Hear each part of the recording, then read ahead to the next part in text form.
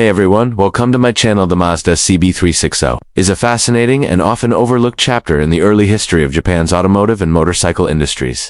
Produced in the 1940s by Toyo Kogyo Co., Ltd., the company that would eventually become the globally recognized Mazda Motor Corporation, the CB360 wasn't a motorcycle, as some might confuse with the Honda CB360 of the 1970s, but rather a compact three-wheeled truck. This vehicle was one of Mazda's early forays into motorized transportation following World War II, and played a significant role in rebuilding Japan's post-war economy and mobility. The CB360 was part of Mazda's broader line of three-wheel commercial vehicles, commonly referred to as auto rickshaws, which were extremely popular in Japan from the 1930s through the 1950s. These compact utility vehicles were prized for their affordability, simplicity, and reliability, especially during a time when resources were limited and the nation was focused on reconstruction. The CB360 featured a basic but robust design, a single front wheel for steering, two rear wheels for stability and load-bearing, and a lightweight chassis. These features made it ideal for navigating the narrow and often unpaved roads of rural and urban Japan. Under the hood,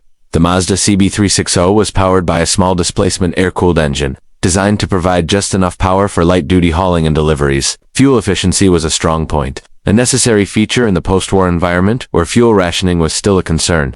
Despite its modest performance, the vehicle could transport several hundred kilograms of cargo, making it a reliable partner for tradespeople, farmers, and small business owners. Its utilitarian nature and low maintenance costs gave it widespread appeal and helped establish Mazda as a serious player in the light commercial vehicle market. Visually, the CB360 carried a minimalist industrial look, with a flatbed rear for cargo and an open or semi-enclosed driver's cabin. While it didn't offer much in the way of comfort or luxury, it didn't need to. The design philosophy was centered around practicality and cost-effectiveness. At a time when many Japanese citizens were struggling to rebuild their lives, the CB360 represented opportunity, a means of income, transport, and independence. It was a working vehicle for a working class, and its impact was more social than stylistic. Mazda's experience with the CB360 and its three-wheeled siblings laid the foundation for the company's eventual transition into four-wheeled passenger and commercial vehicles in the 1950s.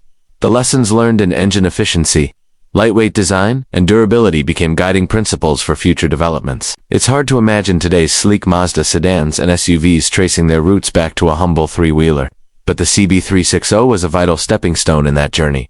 In modern times, the Mazda CB360 has become a collector's curiosity, a relic of a bygone era that reflects Japan's resilience and ingenuity. Restored examples are rare but cherished, often displayed in automotive museums or vintage vehicle shows. They remind us that innovation often starts with simplicity and necessity. The CB360 may not have the speed or style of today's vehicles, but in its time, it was a symbol of hope and progress, a small but powerful machine that helped drive a nation forward.